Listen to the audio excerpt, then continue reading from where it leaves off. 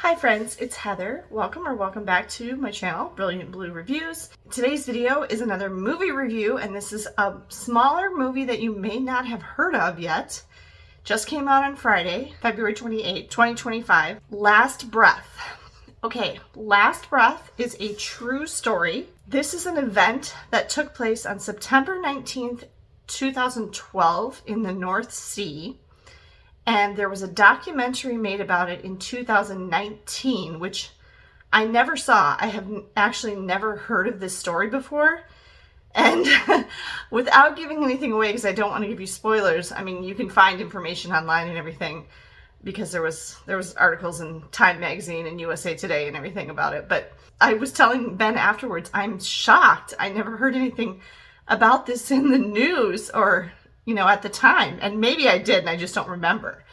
But he said, no, of course not, because this was just a local story, And if you see the movie and you see the end of it, you'll see why we're saying that. The same director that directed the documentary that came out in 2019 directed the movie. So this is kind of a thriller that is based on the documentary, which is based on the true event. This was an absolutely fascinating movie to me, because it was all related to the ocean, the sea, and shipping and people who work on the ocean and ship captain and crew and all of that. And all of that is stuff that really, really interests me. This was something that I didn't really have very much knowledge about.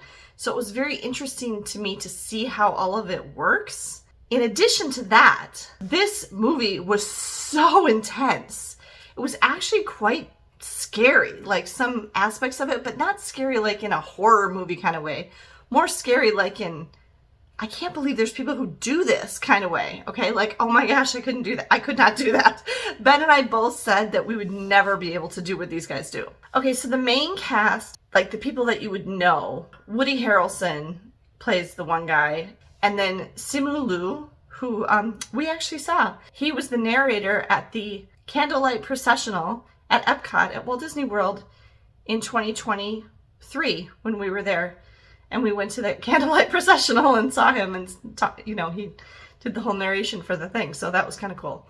But anyway, he was the other main guy that you would know. And then everybody else that was in this movie were new or unknown actors that I've never seen before. But everybody did a really great job. It's a very simple premise.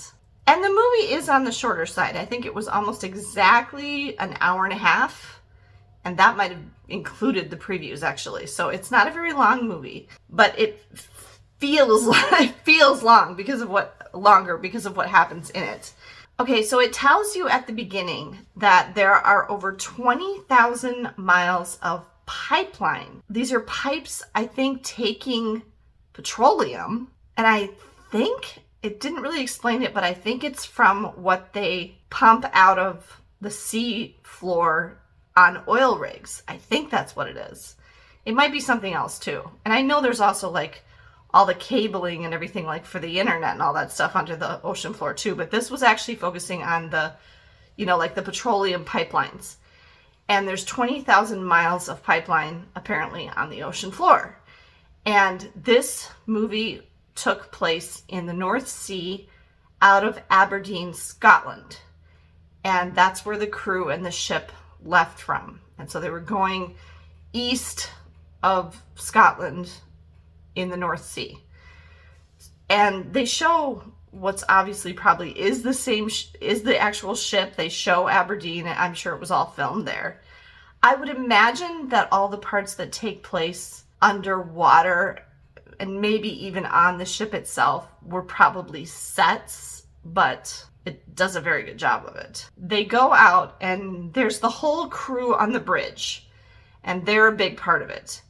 And then there's 3 sets of divers, and I think they're all in groups of 3. And they have to go in these metal compression chambers, I guess you'd call them, that just sit on the ship. And they go into these and they live in there for 28 days at a time. And when I saw them, I was like, oh my gosh, I can't imagine living in those for 28 days at a time. I'd lose my mind. I actually have quite a bit of claustrophobia. So the idea of having to live in these chambers with, no windows or anything to the outside freaks me out. Now, they were fairly spacious. Within them, you could see that there was basically like 3 rooms. There was like a bathroom, a bunk room with 4 bunks, and then like a living dining area. And there even was a way they must have gotten their food brought in. There was like a tube that they put their trays and stuff after they ate into this thing. And I think they must have had a way to like take that stuff back out and like bring them food. So they didn't have to have like kitchens inside of it or anything. And then they pressurized these chambers, and the 3 teams were in 3 separate compression chambers. They pressurized the chambers to 300 feet down, I think is what they said. So that's about 30 stories down. They have to stay in these chambers when they're not working so that they don't die, basically. Because if you decompress too rapidly, they say this in the movie, your organs will explode and you will die. Okay. So, and I mean, if you've ever done any kind of like scuba diving or anything like that, you know about like compression sickness, people get the shakes and they call it and stuff. And so it's a whole thing. But for these guys, because these are deep sea divers that go really deep into the ocean, it's a really big deal. And then at the end of the job, they have to decompress over a period of, I think it was 3 days, slowly and gradually in the compression chambers before they can come out and get off. They're living in the compression chamber. When they got out to the place where they were going to go down, they needed to do a repair on a pipeline. The team that was going down first was Woody Harrelson and Simu Liu and this other guy whose characters' names were Duncan, Dave, and Chris. And Chris was a young, fairly new diver to the team.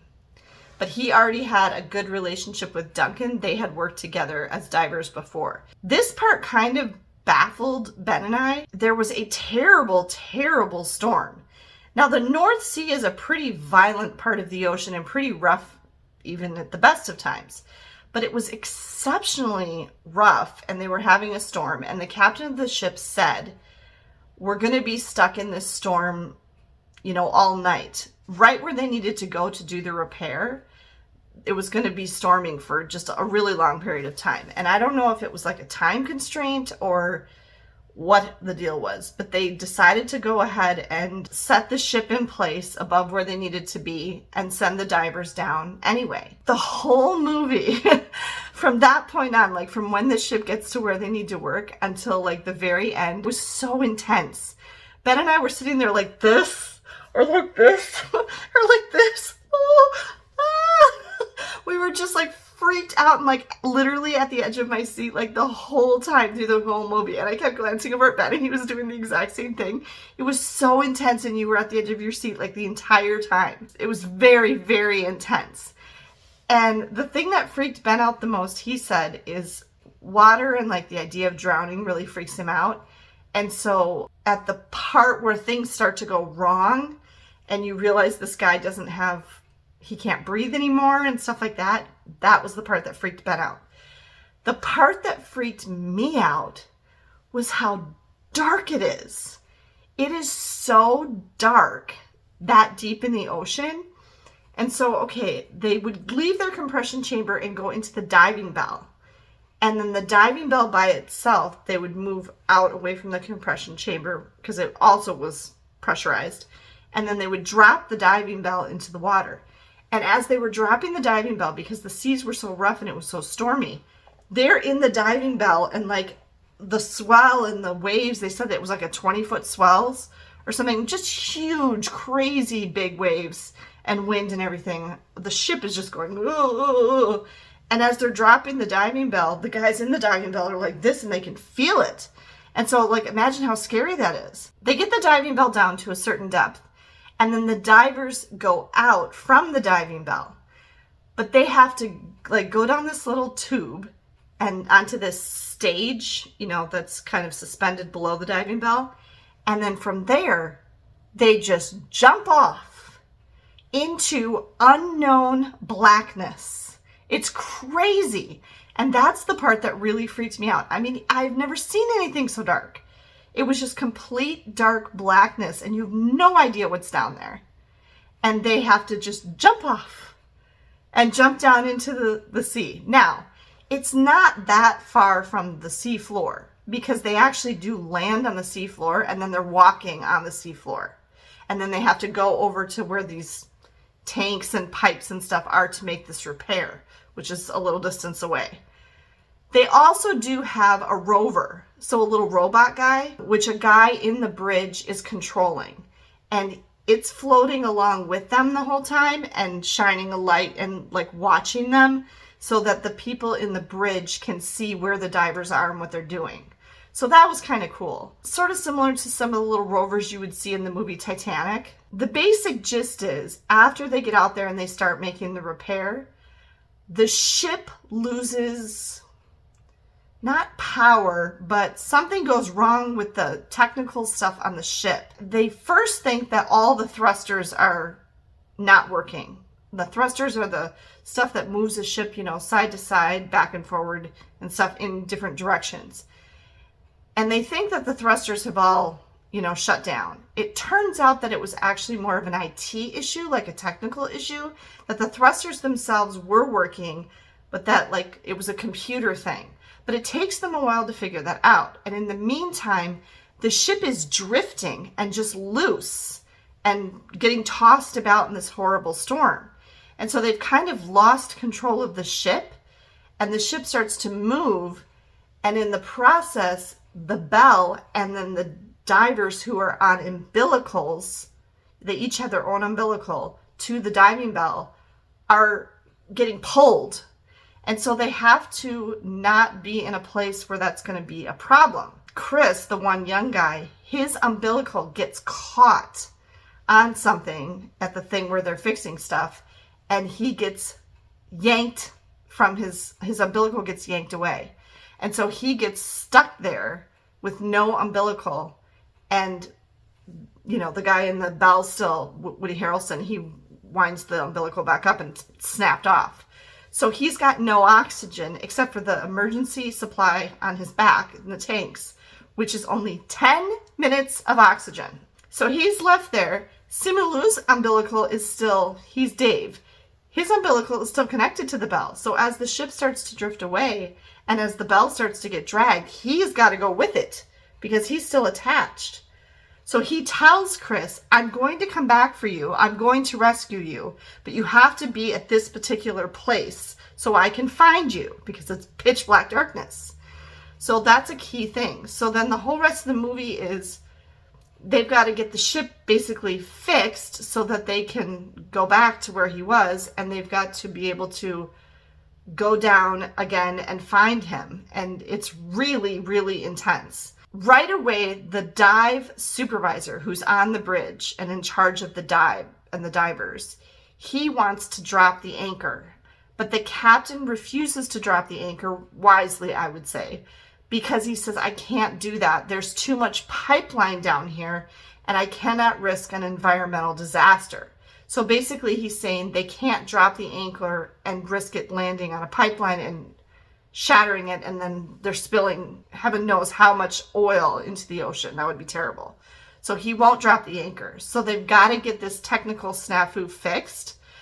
So it comes down to, there's several, I guess, heroes in this movie. One is obviously Simulu, because he's the guy who goes back out to find Chris, who's stuck out there.